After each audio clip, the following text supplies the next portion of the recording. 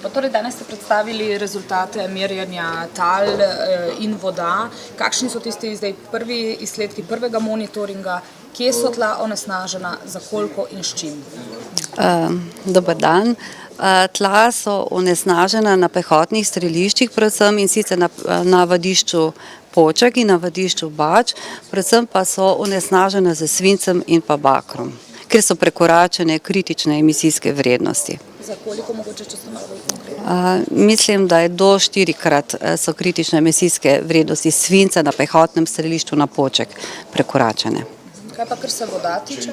Kar se voda tiče, v vseh vodnih vzorcih, kjer smo ne samo v izviru Malni, ampak mi smo imeli 7 lokacij, na katerih smo vodne vzorce analizirali, kjerkoli so bile vsebnosti kovin in pa organskih onesnažil pod vsemi mejnimi vrednostmi in sicer pod celo mejnimi vrednostmi analizne metode, zelo nizke vrednosti so v vodah. Torej zdaj po prvem monitoringu nekih alarmnih ugotovitev ni? Ne, tisto, kar sem rekla o kovinah na pehotnih streliščih, so pričakovani rezultati. Tudi v preteklosti smo ugotovili tako visoke vsebnosti kovin. Praviloma so se vsebnosti celo v tem obdobju 9 let od prejšnjih raziskav celo znižale. Ampak še vedno na pehotnih streliščih je tem povečanjem vsebnosti svinca in pa bakra treba posvetiti pozornost. To je relevantno za ljudi, za okolje, za zdravje? To so pehotno strelišče oziroma oba ali pa osrednje vadišče Slovenske vojske, to je v bistvu območje, ki je namenjeno le vojaškim dejavnostim. In se pravi, ljudje, to ni kmetijsko območje, ljudje tu nimajo vrtov, ne pasejo svoje govedi, se pravi živali, in z tega vidika te kovine ne morejo prehajati v prehranjevalno verigo človeka, se pravi, da bi ljudje te kovine zaužili.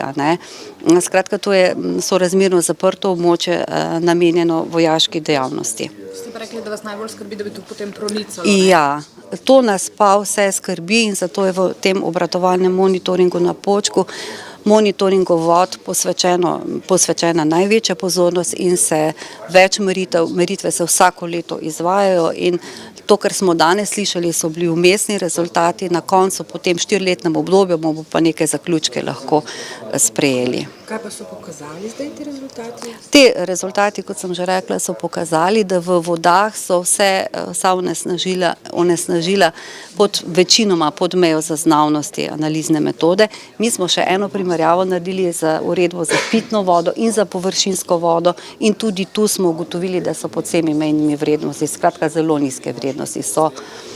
Tako kot vse se drugače izvir Malni je izvir za 2 občini in ga tudi druge inštitucije sprejemajo in vse naše raziskave, ki so bile verjetno podrobnejše od njihovih, potrjujejo te ugotovitve. Samo še imen? Ja, samo še priporočila oziroma nadaljne dejavnosti. Nadaljne dejavnosti, zaenkrat moramo še ta monitoring do konca izvesti, se pravi v letošnjem letu pa naslednjem letu je pa največja pozornost hrupu posvečena, poleg voda.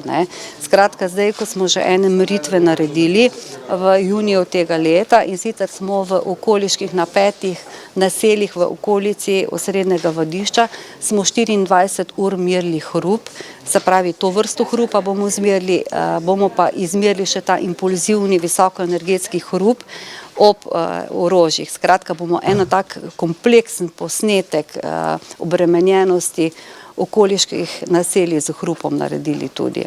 To je pa, bom rekla, zdaj trenutno najbolj mogoče zanimivo. Najbrž ste merili v času vaje? Ja, seveda, v času vaje in sicer mislim, da je bil jadranski udar. Ni nobenega od vojske, da bi to potrdil, ampak v času prav iščemo takrat 4, tako je dogovorjeno, 4 vaje, kot so takrat vse te meritve izvajamo.